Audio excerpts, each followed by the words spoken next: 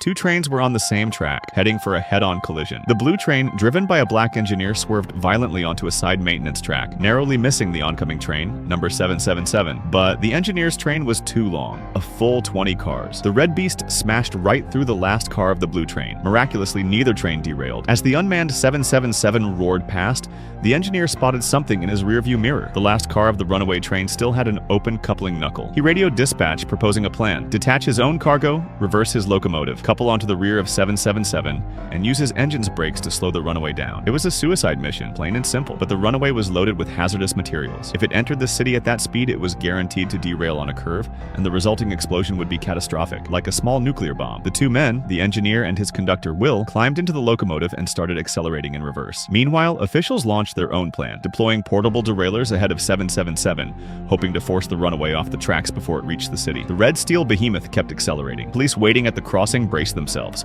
The train roared into view, 200 yards out. How could these small derailleurs possibly stop it? In an instant, the train obliterated the devices, scattering them like shrapnel. The impact barely even caused the massive train to shudder. With that plan in ruins, the dispatcher's only hope rested on the two men chasing the runaway at full speed, because in less than 3 stops, the train would hit the most densely populated area. The media shared that sentiment. Hearing about the two heroes risking everything to stop the train, news outlets began live coverage, even running simulations of the proposed coupling maneuver. The simulations showed the plan might work, but success ultimately depended entirely on the two men's skill and nerve in the real moment. Before long, they finally had the runaway train in their sights. The engineer would handle the controls. The conductor, Will, would manage the coupling. With everything ready, the engineer carefully eased the locomotive closer. But the instant the two trains connected, the massive impact ripped open one of 777's hopper cars, sending grain flying everywhere. Blinded by the dust cloud, the engineer anxiously radioed Will for a status update. But Will had no time to respond. He saw that while they were coupled, the crucial locking pin hadn't engaged. Without that pin fully seated,